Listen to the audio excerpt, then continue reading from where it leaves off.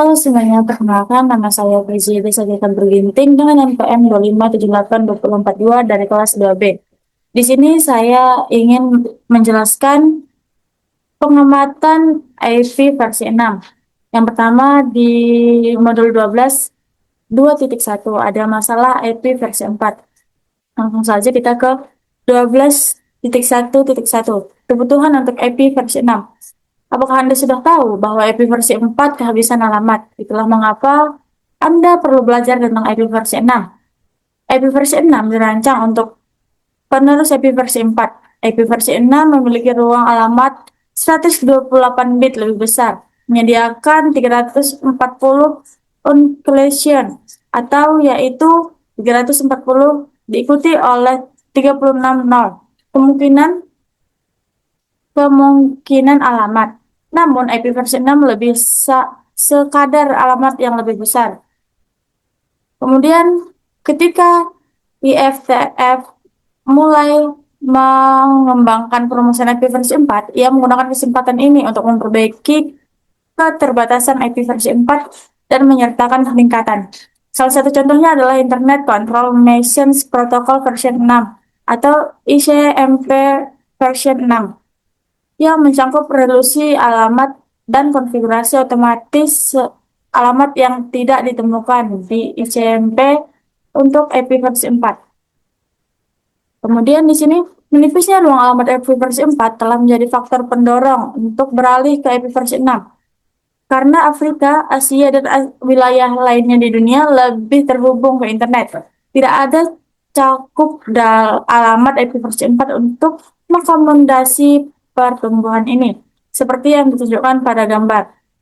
Nah, di sini ada gambar tanggal kelelahan real IP versi 4. Yang pertama, ARIN pada tanggal kelelahan IP versi 4 Juli 2015. Kemudian RIP ACC pada tanggal kelelahan versi 4 September 2012. Kemudian ada APNIC tanggal kelelahan IP versi 4 Juni 2014. Kemudian ada Afrinik tanggal kelelahan IP versi 4 2020. Kemudian ada Latnik tanggal kelelahan IP versi 4 2011. Nah, IP versi 4 memiliki maksimum teoris 3,4 miliar alamat pribadi yang dikombinasikan dengan network address relation atau NAT telah berperan penting dalam keterlambatan perlintasan ruang alamat IP versi 4. Dengan jumlah perangkat seluler terus meningkat, penyediaan seluler telah memimpin dengan transisi IP versi 6. Kedua penyedia seluler terbatas di Amerika Serikat melaporkan bahwa lebih dari 90% lalu lintas mereka melalui IP versi 6. Kemudian di sini ada Internet of Things. Internet saat ini sangat berbeda dari internet beberapa dekade terakhir. Internet saat ini dari kadar email, halaman web, dan transfer file antar komputer. Internet yang berkembang menjadi Internet of Things atau IoT. Kemudian kita masuk di 12.1.2. Koeksistensi IP versi 4 dan IP versi 6. Tidak ada tanggal spesifik untuk pindah ke IP versi 6. Versi 4 dan versi 6 akan hidup berdampingan dalam waktu dekat dan transisi akan memakan waktu beberapa tahun. IFTF telah menciptakan berbagai protokol dan alamat untuk membantu administrator jaringan memigrasikan jaringan mereka ke IP versi 6. Teknik migrasi dapat dibagi menjadi 3 kategori. Yang pertama adalah tumpukan ganda. Dua stack memungkinkan IP versi 4 dan IP versi 6 hidup berdampingan di segmen jaringan yang sama. Perangkat tumpukan ganda menjalankan tumpukan protokol IP versi 4 dan IP versi 6 secara bersamaan. Dikenal sebagai IP versi 6 asli, ini berarti jaringan pelanggan memiliki koneksi IP versi 6 ke ISP mereka dan dapat mengakses konten yang ditemukan. Kemudian ada terowongan. Tooling is method of transferring NFV versi 6 paket over NFV versi 4 network. Kemudian yang ketiga ada terjemahan. Network address version 64 net 64 allow NFV versi 6. Nah, Di sini ada catatan. Spelling dan terjemahan adalah untuk transisi IP versi 6 asli dan hanya boleh digunakan jika diperlukan. Tujuannya harus komunikasi IP versi 6 dari sumber ke tujuan. Nah, mungkin itu saja pada modul 12 2.1. Selanjutnya saya akan memberikan modul 12 yaitu 12.2 representasi alamat IP 6. Nah, sini langsung saja ke 12 2.1 format pengamatan EV versi 6. Langkah pertama untuk mempelajari EV versi 6 dalam jaringan yaitu memahami cara alamat IP versi 6 ditulis dan diformat. Alamat versi 6 jauh lebih besar daripada alamat versi 4. Itulah sebabnya kita tidak mungkin kehabisan. Alamat versi 6 memiliki panjang 128 bit dan ditulis sebagai string nilai heksadesimal. Setiap 4 bit diwakili oleh 1 bit heksadesimal. Untuk total 32 nilai heksadesimal seperti yang ditunjukkan pada gambar. Alamat versi 6 tidak peka huruf besar atau kecil dan dapat ditulis dalam huruf kecil atau besar. Nah, di sini ada gambar segmen atau hexstat 16 bit. Yang pertama ada FFF, yang kedua ada FFI, yang ketiga ada FFI, keempat juga FFI, yang kelima ada FFF, yang keenam ada FFF, tujuh ada FFF, dan ke-8 ada FFF. 4 digit heksadesimal sama dengan 16 binar.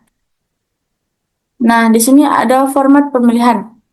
Gambar sebelumnya juga menunjukkan bahwa format yang disukai atau menulis alamat IP versi 6 adalah x.x.x.x dengan masing-masing x terdiri dari 4 nilai heksadesimal. Istilah coordinate mengacu pada 8 bit alamat IP versi 4. Dalam IP versi 6, hexatet adalah istilah tidak resmi yang digunakan untuk merujuk pada segmen 16 bit atau 4 nilai heksadesimal. Setiap x adalah segi 6 tunggal yang terdiri dari 16 bit atau 4 digit heksadesimal. Ini ada contoh alamat IP versi 6 dalam format yang disukai. Kita ambil contohnya saja. Di sini ada 2001 0 db8 0,000,1111 0,000,000,000 dan 0200. Yang kedua ada FE80, kemudian ada 0000, ada 00 juga, kemudian ada 0123 45678 89AB CDEF. Nah, di sini kita masuk saja ke 12.2.2. Aturan 1, hilangkan 0 utama. Aturan pertama untuk membantu mengurangi notasi alamat IP versi 6 adalah menghilangkan 0 di depan di segi 6 manapun. Berikut adalah 4 contoh cara untuk menghilangkan 0 terdepan. 01AB dapat direpresentasikan sebagai 1AB. Yang kedua ada 09F0 dapat direpresentasikan sebagai 9F0. Yang ketiga ada 0A00 dapat direpresentasikan sebagai A00. Yang keempat atau terakhir ada 00AB dapat direpresentasikan sebagai AB. Aturan ini hanya berlaku untuk 0 di depan, bukan untuk 0 di belakang. Jika tidak, alamat akan ambigu. Misalnya segi 6 ABC bisa berupa 0 ABC atau ABC 0, tetapi ini tidak mewakili nilai yang sama. Nah, di sini ada menghilangkan 0 terdepan. Di sini ada tipenya dan ada juga formatnya. Yang pertama ada tipe lebih disukai, yang kedua ada tidak ada nol yang memimpin, yang ketiga lebih disukai, yang keempat juga tidak ada nol yang memimpin, yang kelima juga lebih disukai, yang keenam juga tidak ada nol yang memimpin, begitu seterusnya sampai habis. Nah, sekarang ke 12.2.3. Aturan 2, khusus besar ganda. Aturan kedua, untuk membantu mengurangi notasi EPI versi 6 adalah bahwa titik 2 dapat menggantikan string tunggal yang berdekatan atau lebih dari satu hexset 16 bit yang terdiri dari semua nol. Misalnya 2001 DB8 KV 1 titik nol titik nol titik nol titik satu atau nol di depan dihilangkan dapat direpresentasikan sebagai 2001 DB8 KV 1.1 titik 2 ganda digunakan sebagai pengganti 3 segi 6. Nah, di sini ada titik 2 ganda hanya dapat digunakan sekali dalam alamat. Jika tidak, akan lebih dari satu kemungkinan alamat yang dihasilkan ketika digunakan dengan teknik menghilangkan OS terdepan. Notasi alamat versi 6 seringkali dapat sangat berkurang. Ini umumnya dikenal sebagai format terkompresi. Nah, di sini juga ada contoh penggunaan titik 2 ganda yang salah. Sana 2001 DB8 titik 2 ganda ABCD titik 2 ganda 1234. Titik 2 kali digunakan dalam contoh di atas. Berikut adalah kemungkinan perluasan dalam format terkompresi yang salah. Nah, di sini ada contohnya teman-teman. 2001 DB8 ABCD 0.0.0.0.0.0 Nah, jika alamat memiliki lebih dari satu string yang berdekatan dari segi 6, semua 0. Praktik terbaik adalah menggunakan titik 2 ganda pada string terpanjang. Jika string sama, string pertama harus menggunakan titik 2 ganda. Nah, di sini ada juga contoh menghilangkan nol terdepan dari semua segmen nol. Di sini ada tipe dan format. Tipenya yaitu ada yang pertama lebih disukai, yang kedua terkompresi atau spasi, yang ketiga terkompresi, yang keempat lebih disukai, yang kelima spasi, yang keenam terkompresi, lebih disukai, begitu hingga seterusnya. Nah, di sini kita masuk ke 12.2.4. Pemeriksa halaman Anda atau representasi alamat IP versi 6. Di sini kita disuruh untuk memeriksa pemahaman kita sendiri dengan menggunakan tabel berikut. Konversi alamat IP versi 6 menjadi bentuk pendek atau hilangkan nol terdepan dan terkompresi. Masukkan huruf dalam huruf kecil. Klik berikutnya untuk mengajukan aktivitas kolom berikutnya.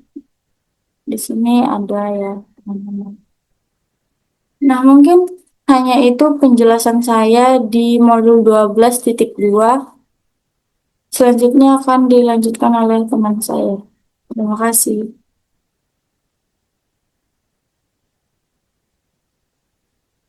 Perkenalkan, nama saya Dianggraini dari kelas 2B dengan NPM 25782036. Di sini saya akan melanjutkan materi yang telah dipaparkan oleh rekan saya sebelumnya.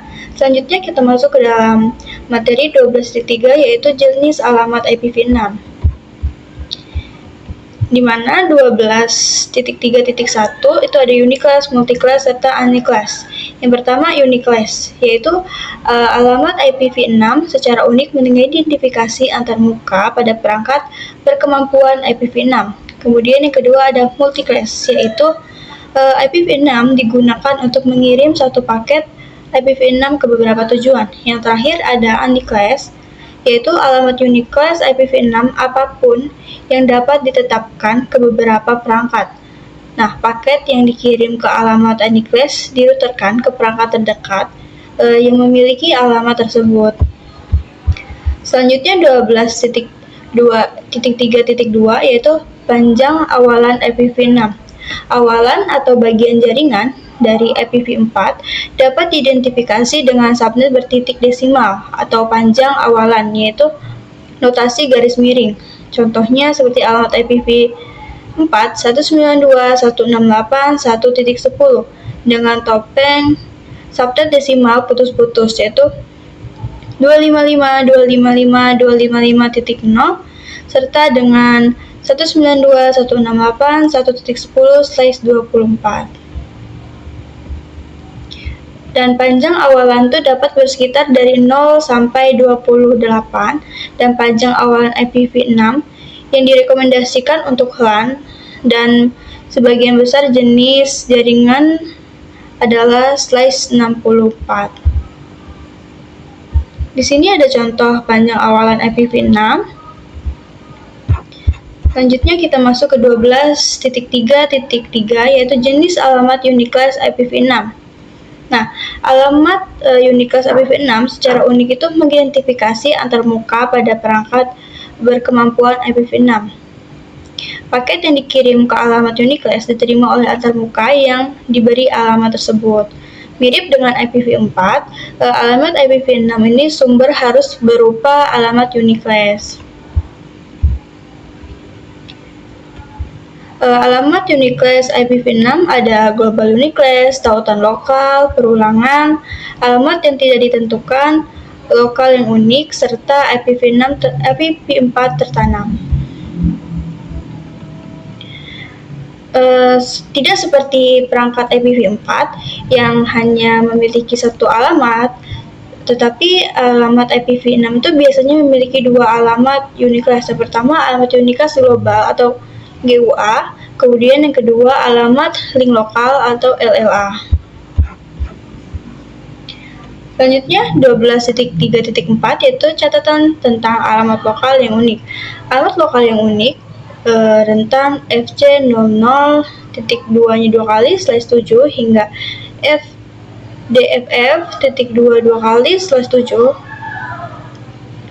dan alamat lokal yang unik pada akhir dapat digunakan untuk menangani perangkat yang seharusnya tidak dapat diakses dari luar seperti server internal atau printer.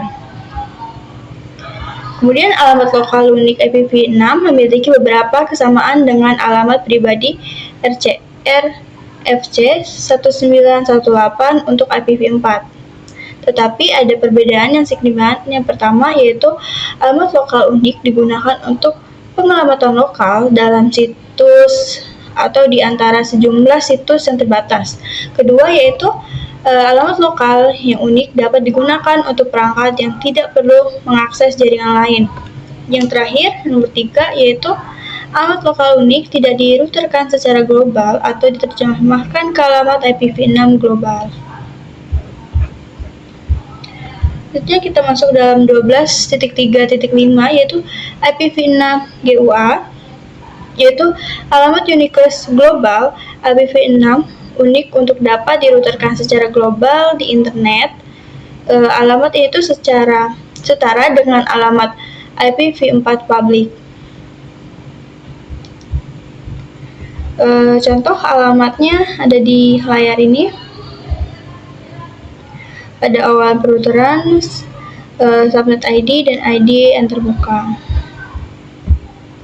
Kemudian ini alamat IPv6 dan awalan peruteran global /48 dan awalan /64.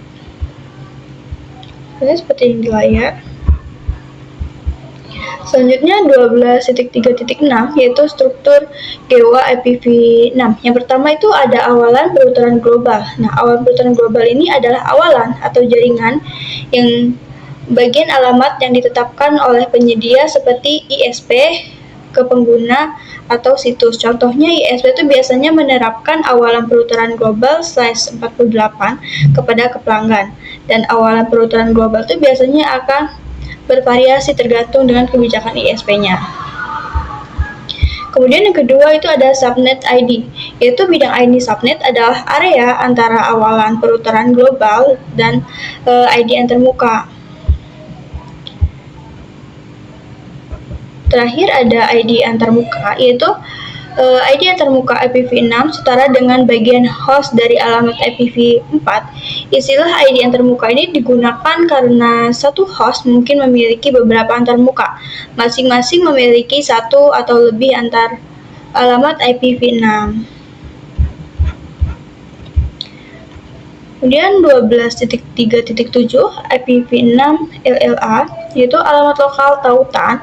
IPv6 ini memungkinkan perangkat untuk berkomunikasi dengan perangkat berkemampuan IPv6 lainnya pada tautan yang sama dan hanya pada tautan subnet.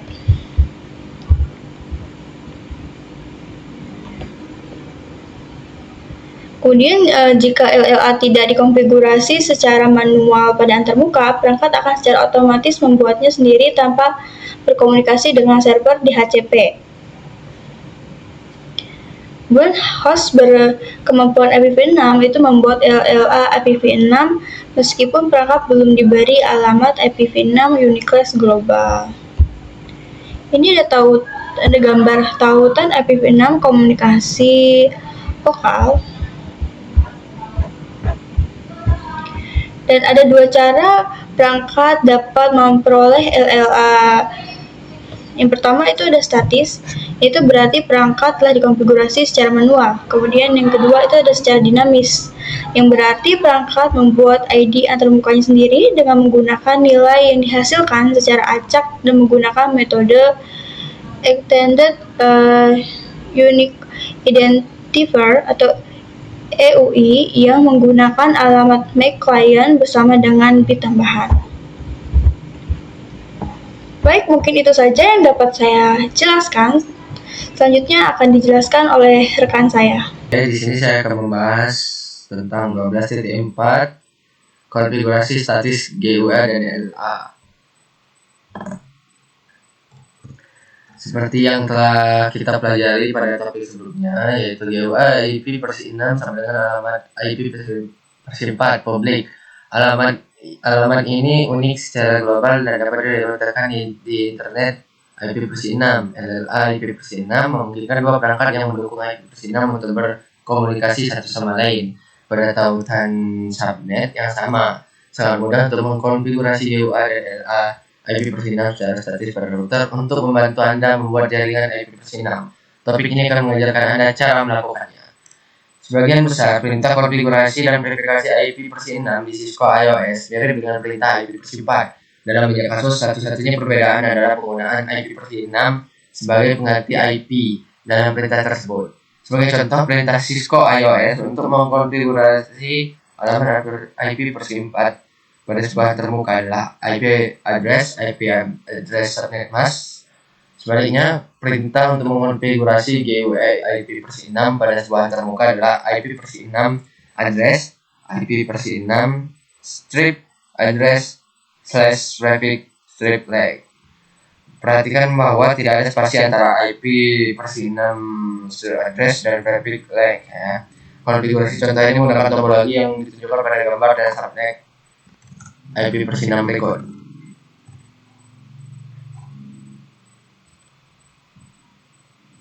Ya, tidak ada spasi ya di antara konfigurasi ini. Topologinya tidak ada spasi. Oke, ini dia contoh topologinya. Lanjut, konfigurasi GUA IP versi 6 pada router R1. Oke, setelah itu kita lanjut lagi ya ke 12.4.2 konfigurasi GUI statis pada host Windows. Mengonfigurasi alamat IP versi 6 secara manual pada sebuah host mirip dengan mengkonfigurasi alamat IP versi 4. Seperti itu pada gambar, alamat gateway default yang dikonfigurasi untuk PC 1 adalah berikut, teman-teman. Nah, ini adalah GUI dan yang terbuka gigabit Ethernet R1 pada jaringan yang sama. Sebagai alternatif, alamat gateway default dapat dikonfigurasi agar sesuai dengan LLA dari terbuka gigabit Ethernet. Menggunakan LLA router sebagai alamat gateway default dianggap sebagai praktik terbaik. Kedua konfigurasi tersebut akan berfungsi. Nah, sama seperti IP versi 4, mengkonfigurasi alamat statis pada klien tidak efektif untuk lingkungan yang besar. Karena alasan ini, sebagian besar administrator jaringan di jaringan IP versi 6 akan mengaktifkan penetapan alamat IP versi 6 secara dinamis. Ada dua cara agar sebuah perangkat dapat memperoleh GUI IP versi 6 secara otomatis, yaitu dengan cara konfigurasi otomatis alamat tanpa status atau SLEEC. Yang kedua yaitu DHCP versi 6 dengan status. Oke, lanjut lagi kita ke 12.4.3 ya. Konfigurasi statis alamat unicast link lokal. Mengkonfigurasi adalah secara manual memungkinkan Anda membuat alamat yang mudah dikenali dan diingat. Biasanya hanya perlu membuat adalah yang mudah dikenali pada router. Hal ini bermanfaat karena adalah router digunakan sebagai alamat gateway default dan dalam pesan pengumuman routing. LLA dapat dikonfigurasi secara manual menggunakan perintah IP versi 6 address. IP versi 6 strip link strip lokal strip address link strip lokal. Ketika sebuah halaman diawali dengan hashtag ini dalam tentang FE80 hingga FEBF. Parameter link lokal harus mengikuti alamat tersebut. Gambar tersebut menunjukkan contoh topologi dengan LLA pada setiap yang terbuka. Contoh topologinya seperti berikut ya. Lalu ada juga contoh ini menunjukkan konfigurasi LLA pada router R1. Oke, di sini ada catatan LLA yang persis sama dapat dikonfigurasi pada setiap tautan selama LLA tersebut unik pada tautan tersebut. Hal ini karena LLA hanya perlu unik pada tautan tersebut. Namun praktik umum adalah membuat LLA yang berbeda pada setiap antarmuka router agar mudah manipulasi router dan antarmuka spesifiknya.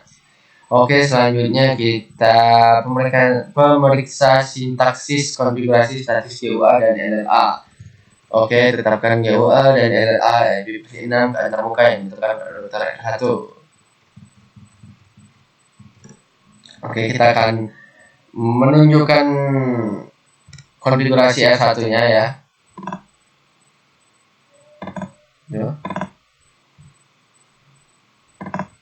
Sepertinya ini. Oke, sebentar. Oke, ini dia untuk konfigurasi R1-nya ya. Ini sudah saya tampilkan semua. Oke, setelah itu kita akan lanjut ke bagian selanjutnya, yaitu paket tracer konfigurasi perangkat dasar. Manajer jaringan Anda terkesan dengan kinerja Anda sebagai teknisi. Oke, mungkin cukup segitu saja video dari saya. Saya Naila Deswita dengan NPM 2578210 dari kelas TRI 2D.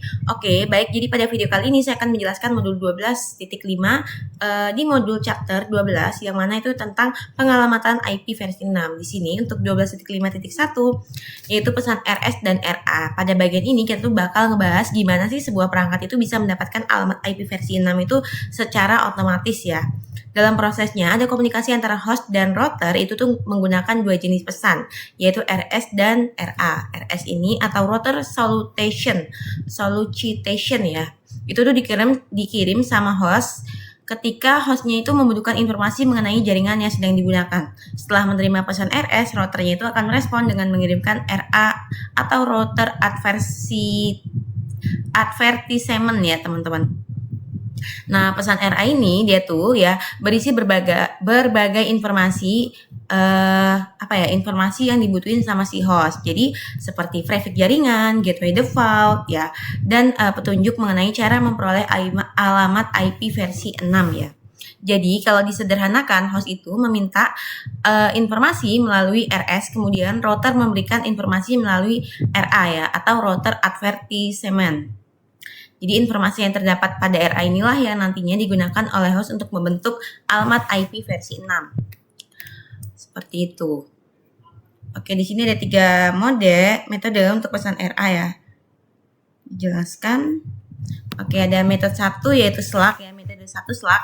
Metode pertama itu SLAC ya, atau stateless ya teman-teman, address auto configuration. Jadi pada metode ini host itu bisa membuat alamat IP versi 6-nya sendiri tanpa bantuan server dan DHCP versi 6 ya. Router tuh cuma memberikan informasi jaringan melalui pesan RA atau router advertisement kayak traffic jaringan dan gateway default. Setelah menerima informasi tersebut, hostnya ini akan membentuk sendiri alamat IP versi 6 yang akan digunakan. Jadi karena tidak ada server ya yang mengatur atau mencatat alamat yang digunakan oleh setiap perangkat, metode ini tuh disebut dengan stateless. Jadi peran router ini di sini tuh cuma memberikan informasi dasar, sedangkan proses pembuatan alamat dilakukan itu secara langsung sama host. Metode ini cukup sederhana karena tidak memerlukan server tambahan ya. Oke, ada metode 2 di 12.5.3 yaitu SLAC dan DHCP versi 6 ya. Stateless. Metode kedua ini merupakan kombinasi antara SLAC dan DHCP versi 6 stateless. Pada metode ini, host itu tetap membuat alamat IP versi 6-nya sendiri menggunakan SLAC ya. Namun untuk informasi tambahan seperti alamat, DNS, dan nama domain, hostnya itu akan memperolehnya dari server DHCP versi 6 ya teman-teman.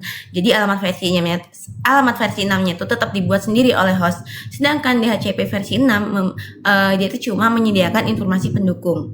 Karena DHCP versi 6-nya itu tidak mengelola atau menyimpan daftar alamat yang digunakan oleh perangkat, metode ini tetap disebut dengan stateless. Metode ini sering digunakan ketika administratornya ini ingin proses pemberian alamat tetap sederhana, tetapi informasi DNS tetap dapat dikelola secara pusat. Kemudian di 12.5.4 ada metode 3 DHCP versi 6 stateful ya. Metode ketiga ini adalah DHCP yang ini ya. Jadi pada metode ini sebagian besar informasi pengalamatan diberikan langsung oleh server DHCP versi 6. Hostnya itu tidak lagi membuat alamat versi 6-nya sendiri. Alamat versi 6, DNS, nama domain, dan informasi lainnya itu diberikan oleh server DHCP versi 6. Konsepnya hampir sama seperti DHCP pada IP versi 4 yang sering digunakan dalam jaringan saat ini. Karena server menyimpan dan mengelola informasi alamat yang diberikan kepada setiap perangkat ya. Jadi metode ini tuh disebut dengan stateful teman-teman. Metode ini itu memudahkan administrator jaringan karena semua informasi pengalamatan itu bisa dikontrol dari satu tempat ya. Seperti itu. Oke. Jadi untuk perbedaan ketiganya sendiri itu kalau misalnya SLAC itu alamat dibuat sendiri sama host. Kalau pada SLAC dengan DHCP versi 6 stateless, alamat juga dibuat sendiri oleh host tapi informasi DNS-nya diperoleh dari DHCP versi 6. Sedangkan pada DHCP versi 6 stateful, alamat IP versi 6 dan informasi lainnya diberikan langsung oleh DHCP versi 6. Jadi perbedaannya terletak pada siapa yang bertanggung jawab dan menyediakan informasi pengalamatan. Seperti itu. Kemudian di sini ada proses EWI64 versus dihasilkan secara acak ya. Jadi setelah host mengetahui prefix jaringan, host masih perlu membentuk bagian interface ID dari alamat IP versi 6 untuk membuat interface ID tersebut terdapat 2 metode umum yang digunakan yaitu EWI64 dan Random Interface ID. Jadi kedua metode ini tuh bertujuan menghasilkan alamat yang unik untuk setiap perangkatnya teman-teman. Kemudian ada proses EWI64. Di sini EWI64 sendiri itu adalah metode yang menggunakan mesh address ya. Itu tuh perangkat sebagai dasar pembentukan interface ID. Karena setiap perangkat memiliki MAC address yang berbeda, maka interface ID yang dihasilkan juga akan berbeda-beda. Jadi dalam proses ini, sistem akan mengambil MAC address, menambahkan nilai tertentu di tengahnya, kemudian dia akan melakukan beberapa perubahan sehingga menghasilkan interface ID sepanjang 64 bit. Keuntungan metode ini adalah administrator jaringannya itu lebih mudah mengidentifikasi perangkat yang menggunakan suatu alamat IP versi 6. Tapi ya, karena alamat tersebut berkaitan dengan MAC address, perangkatnya itu muncul kekhawatiran mengenai privasi pengguna. Karena alasan itulah kemudian muncul metode lain yang menggunakan angka acak. Nah, di sini 12 titik. Ini ID interface yang dihasilkan EWI 64 ya teman-teman. Ini adalah contoh ID yang termuka yang dibuat secara random. Jadi selain menggunakan EWI64, perangkat juga bisa membuat interface ID-nya itu secara acak. Metode ini banyak digunakan oleh sistem operasi modern seperti Windows ya. Dengan menggunakan angka acak, alamat IP versi 6 itu menjadi lebih sulit dikaitkan dengan perangkat fisik tertentu. Hal ini itu memberikan ya perlindungan privasi yang lebih baik dibandingkan metode EWI64. Meskipun cara pembentukannya berbeda, hasil akhirnya tetap sama, yaitu menghasilkan alamat IP versi 6 yang unik. Seperti itu sih teman-teman ya, kurang lebihnya. Oke, udah selesai ya. Di sini ada soal. Oke, mungkin cukup sekian video penjelasan dari saya. Saya Taufik Fadilah dari kelas 2D. Di sini saya akan melanjutkan tentang pemaparan penjelasan materi modul 12 yang bagian 12.6 tentang ELA IPv6. Nah, ELA dinamis itu, perangkat IP itu harus memiliki ELA IPv6. Seperti GUA IPv6, kita juga membuat ELA secara dinamis, artinya secara otomatis lah kita membuat ELA-nya, nggak perlu menyeting secara manual. Lalu terlepas dari bagaimana kita membuat ELA itu dan GUA itu, penting untuk memverifikasi semua konfigurasi alamat IP. Nah, di topik ini menjelaskan ELA yang dihasilkan secara dinamis dan verifikasi konfigurasi IPv6. Gambar menunjukkan bahwa ELA dibuat secara dinamis menggunakan awalan FE80 ini ya, awalan FE. Nah, ini bagiannya, dan ID antarmuka pengguna proses EU64. EU64 ini yang tengahnya FF dan titik 2 FE itu untuk pembagiannya, rumusnya itu. Nah, dihasilkan. Nah, itu ya bagian kedua, ELA dinamis pada Windows.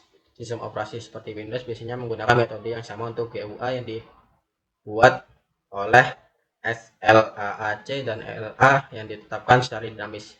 Lihat area ID antarmuka yang dihasilkan EU64. Nah, EU64 ini yang apa ini? FF dan FE ini. Di pertengahannya pasti ada ini yang FE EUA ini. Ini IP address-nya. Yang ini IP address-nya, ini IP lokal dari IP address V6-nya. Awalannya pasti yang tadi itu FE80 itu. Ini ID antarmuka yang diacak. Nah, ini yang dihasilkan tadi EU64 itu yang ada FF sama FE tadi, ini yang dihasilkan secara acak. Awalannya pasti begini, FE80, akhirannya diacak. Contohnya seperti ini nih, yang digambarin contoh ini, IPv6-nya. Di sini nggak pakai metode EU64 yang FF sama FE tadi itu yang pertengahannya itu. Nah, ini secara acak ini, diacak. Lalu bagian ketiga, ELA dinamis pada router Cisco. Router Cisco secara otomatis membuat ELA IPv6 setiap kali GUA ditetapkan ke antarmuka. Secara default, router Cisco IaaS itu menggunakan EU64 menghasilkan ID antarmuka untuk semua ELA pada antarmuka IPv6. Untuk antarmuka serialnya, router akan menggunakan alamat MAC dari antarmuka Ethernet. Ingatlah bahwa ELA itu harus unik hanya pada tautan atau jaringan tersebut. Namun, kelemahan menggunakan ELA yang ditetapkan secara dinamis itu adalah ID antarmuka yang panjang, yang membuatnya sulit untuk mengidentifikasi dan mengingat alamat yang ditetapkan. Contohnya ini menampilkan alamat MAC pada antarmuka Gigabit Ethernet 000 dari router R1. Alamat ini digunakan membuat ELA secara dinamis untuk mempermudah pengenalan yang mengingat alamat-alamat ini pada router. Biasanya alamat V6 ELA dikonfigurasi secara statis pada router. Kalau statis tadi kan secara manual, kita konfigurasi satu persatu. Dinamis tadi ya ini secara otomatis bakal buat sendiri gitu. IPv6 ELA menggunakan EU4 pada router R1. Ini router R1 memakai perintah show interface. Ini gigabit yang di port 00 ini. hardware-nya IPv6 GB-nya up. Nah ini pakai apa itu namanya, yang EU64 pasti ada yang F sama FF sama FP-nya, ini perbedaannya kalau pakai EU64 itu EU64 ini tadi, seperti itu. Lalu untuk memverifikasi konfigurasi alamat IP, menunjukkan contoh topologinya. Tampilan antarmuka IPv6 secara singkat. Wih, nggak bisa dianu ya. Bentar.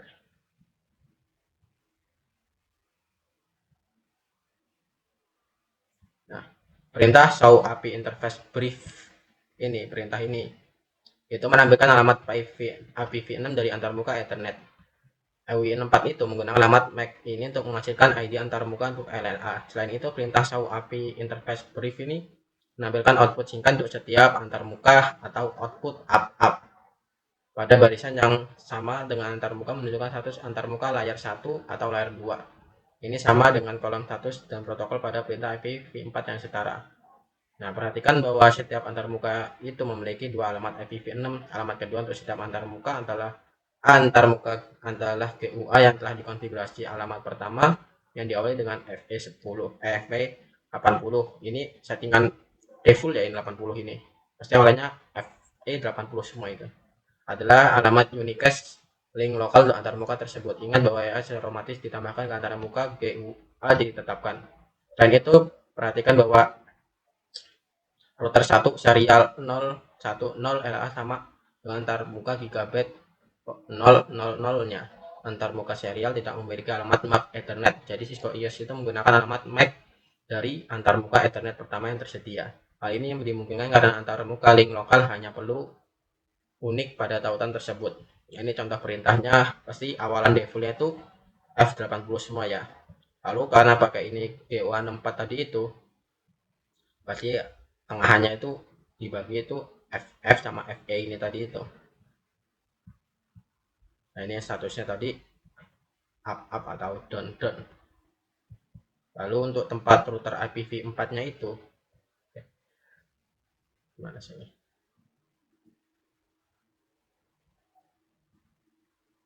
Nah, seperti yang ditunjukkan dalam contohnya itu, perintah show IPv root ini. Nah, ini contohnya nih.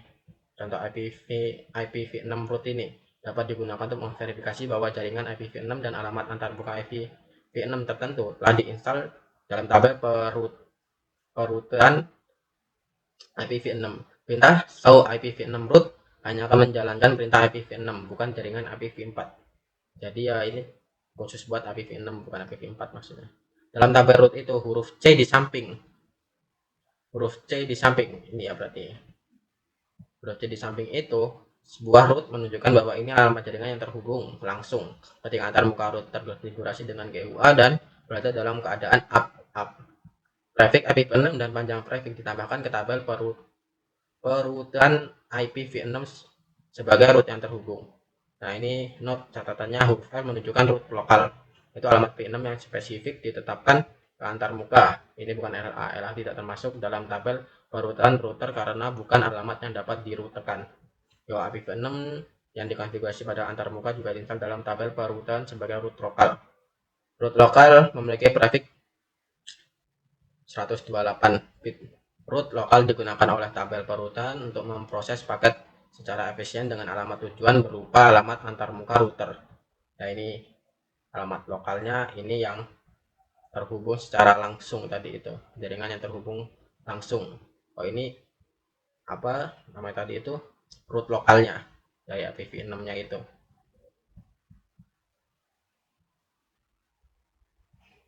Kok nggak ditentukan semua.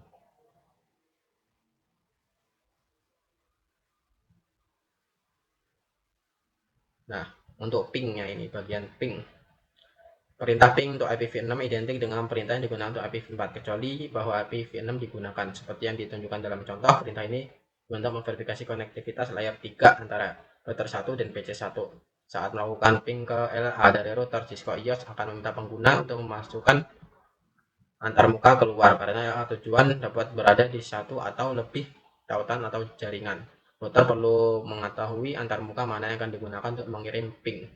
Nah ini kita ngeping pakai IPv6. Type escape equal to upward sending 5 100 byte. Nah untuk perintahnya ya.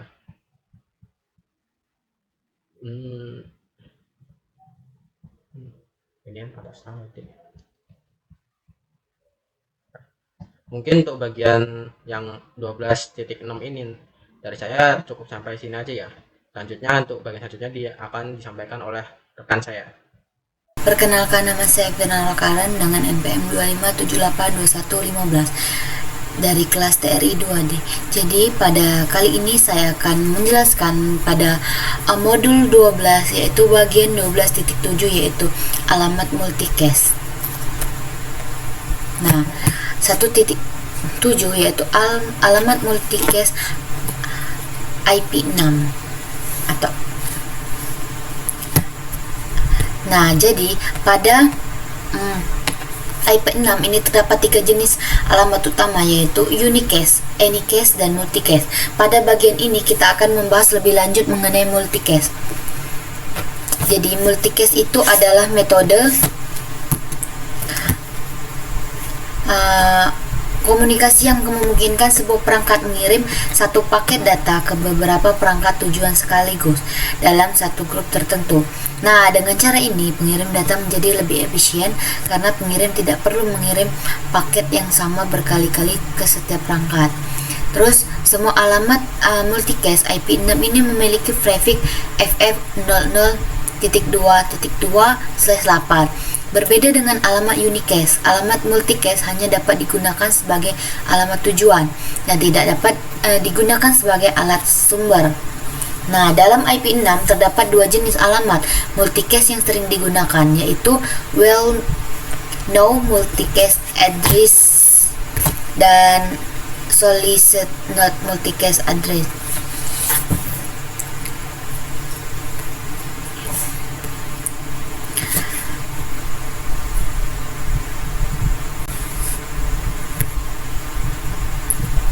Nah, di 12.7.2 yaitu well known IP6 multicast.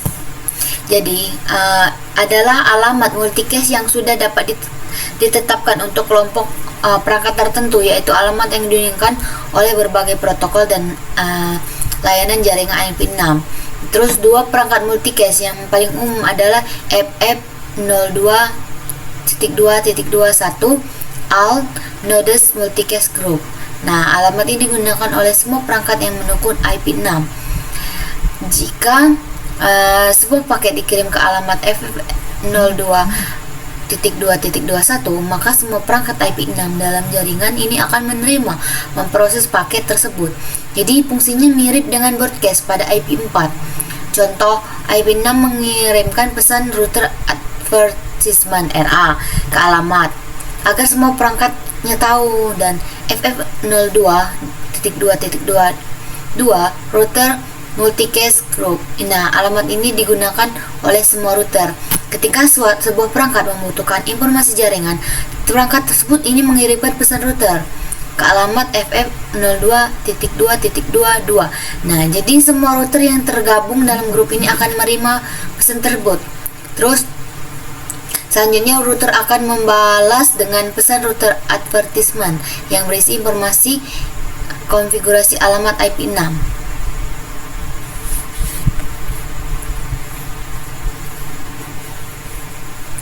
Nah, di sini ada 12.7.3. Nah, bentar. Nggak sengaja ke refresh.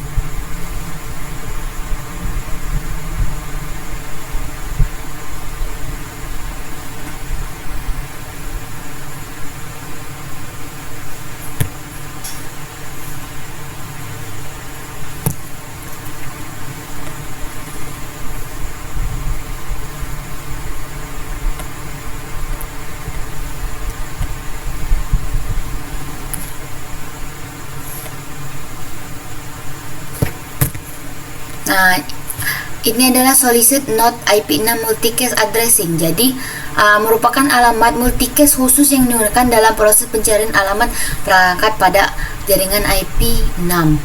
Nah, jadi alamat ini memiliki fungsi yang hampir sama dengan Alnodes multicast, tetapi lebih efisien karena hanya ditujukan kepada perangkat tertentu.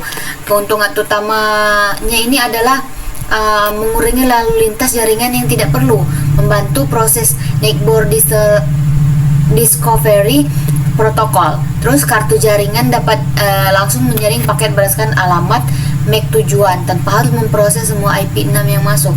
Jadi dengan cara ini kinerja jaringan menjadi lebih baik, penggunaan sumber daya perangkat menjadi lebih efisien. Lalu ada di sini latihan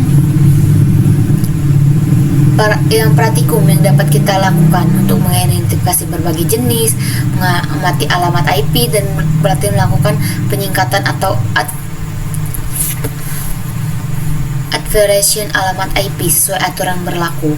Jadi kesimpulannya, IP6 multicast addressing digunakan untuk mengirim satu paket data ke beberapa perangkat sekaligus dalam suatu grup. Semua alamat multicast IP6 memiliki prefix FF0.2.2/8. Terdapat dua jenis utama multicast, yaitu well-known multicast address dan solicited not multicast address. Terus penggunaan multicast ini membuat komunikasi jaringan menjadi lebih efisien dibandingkan metode broadcast pada IP4. Mungkin hanya itu yang saya jelaskan. Halo semuanya, saya Krasel Ramadewi dari kelas TRI 2D. Pada kali ini saya akan menjelaskan modul pada bagian 12.8 mengenai subnet and IPv6 network. Jadi yang pertama mengenai 12.8 ini dia materi ini membahas tentang cara melakukan subnetting pada jaringan IPv6. Nah, jaringan IPv6 itu tuh lebih mudah dibandingkan IPv4 karena pada IPv6 ini kita tidak perlu melakukan perhitungan binernya ya, yang rumit itu. Jadi pada IPv6 itu sudah dirancang agar mudah dibagi menjadi beberapa subnet, dan bagian yang digunakan itu untuk membuat subnet pada IPv6 itu disebutnya itu subnet ID ya. Kemudian di 12.8.1 mengenai subnet using the subnet ID. Sebelumnya pada IPv4 itu subnetting itu dilakukan dengan cara meminjam bit dari bagian si hostnya. Nah, hal ini karena IPv4 itu awalnya tidak dirancang khusus untuk subnetting. Jadi dia berbeda dengan IPv6. Pada IPv6 ini sudah terdapat bagian khusus untuk subnetting, yaitu sebuah subnet ID. Subnet ID ini berada di antara global routing prefix dan interface ID-nya. Nah, struktur alamat IPv6 ini terdiri dari 3 bagian ya. Yang pertama yaitu ada global routing ya, global routing prefix, lalu ada subnet ID dan interface ID. Contohnya itu jika sebuah organisasi mendapatkan prefix misalnya 2001.2DB8.2.ACA.2.2/48. Nah, maka si 48 bit pertama disebut itu sebagai global routingnya, global routing prefixnya ya. Kemudian 16 bit berikutnya itu digunakan sebagai subnet ID. Setelah itu 64 terakhirnya itu digunakan sebagai interface ID atau bagian si hostnya. Jika prefix 4/48 ditambah 16 bit subnet ID itu, maka hasilnya itu menjadi /64. Dengan 16 bit subnet ID, IPv6 ini dapat membuat sampai kurang lebih 65.536 subnet ya.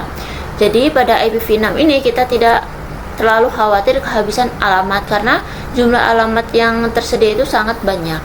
Seperti itu. Kemudian lanjut yang 1282 IPv6 subnetting example.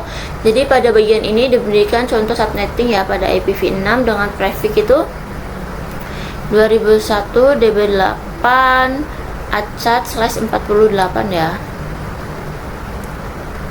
Di sini 64. Jadi dari prefix tersebut kita dapat membuat beberapa subnet dengan menaikkan angka pada sebagian subnet ID-nya. Contohnya kalau pada ini kan 2001 DB8 ACAT 000/64. Nah, bawahnya itu dia naik dari 0, 1, 2, 3, 4, 5, 6 dan seterusnya sampai A, B, C.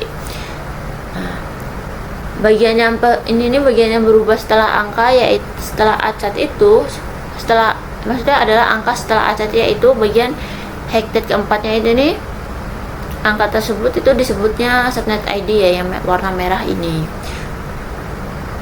Nah, jadi untuk membuat subnet berikutnya kita itu cukup menaikkan nilai subnet ID secara berurutan dalam bentuk heksadesimal. Makanya jadinya 0, 1, 2, 3 sampai A, B, C. Nilai heksadesimal ya. Kemudian untuk IPv6 subnet allocation, jadi pada bagian ini dijelaskan cara membagi subnet IPv6 ke dalam sebuah topologi jaringan. Pada topologi tersebut terdapat dua router, yaitu misalnya ini router 1 dan router 2. Selain itu terdapat 4 komputer, yaitu PC1, PC2, 3, dan 4. Nah, setiap komputer itu berada pada subnet yang berbeda. Selain itu, koneksi antar router 1 dan router 2 juga menggunakan satu subnet tersendiri. Jadi, total subnet yang dibutuhkan adalah ada 5 subnet ya. Nah, subnet pertama itu digunakan untuk PC pertama, misalnya 2001 DB8 AC1/64 ini. Kemudian selanjutnya subnet kedua itu untuk PC2, subnet ketiga itu digunakan untuk koneksi antara router 1 dan router 2 ya ini. Kemudian subnet keempat digunakan untuk PC3 dan subnet kelima untuk PC4. Jadi pada IPv6 ini koneksi antar router seperti serial link itu tetap menggunakan prefix /64 sama seperti jaringan LAN. Walaupun terlihat memakai banyak alamat, hal ini tidak menjadi masalah karena IPv6 ini memiliki jumlah alamat yang sangat besar. Contohnya aja pada topologi ini ya. Dia setiap perangkat itu diberi alamat IPv6 sesuai dengan subnetnya masing-masing. Seperti itu. Selanjutnya pada 12.8 mengenai router configured with IPv6 subnet. Jadi pada bagian ini nih dijelaskan bahwa setiap interface router harus dikonfigurasi dengan alamat IPv6 ya, yang sesuai dengan subnetnya. Jadi contohnya pada router pertama nih, interface gigabit Ethernet 0/0/0 yang terhubung ke PC1 diberi alamat itu 2001.2 DB8.2 ACA.21.2.21/64. Nah, interface gigabit 0/0/1 itu yang terhubung ke PC2 itu diberi alamat selanjutnya. Nah, lalu ini juga ada interface serial ya. Nah, setelah alamat IPv6 dimasukkan, nanti itu interface router itu harus diaktifkan menggunakan perintah si no shutdown ini. No shutdown. Nah, kemudian nanti kalau sudah kita keluar exit. Jadi mungkin kesimpulan dari subnetting IPv6 ini dilakukan dengan menggunakan bagian subnet ID ya. Nah, untuk setiap subnet yang digunakan untuk jaringan yang berbeda itu tuh bisa agar lebih sederhana lah intinya dibandingkan pada IPv4 maaf. Nah, karena kita cukup menaikkan nilai pada subnet ID tanpa perlu menghitung biner yang sangat rumit itu. Mungkin cukup sekian ya penjelasan dari kelompok kami pada modul 12 mengenai IPv6 addressing. Apabila selama penjelasan saya dan teman-teman saya ada beberapa kesalahan kata, saya mewakili teman-teman saya meminta mohon maaf ya. Mungkin cukup sekian dari kelompok kami. Kami akhiri. Wassalamualaikum warahmatullahi wabarakatuh.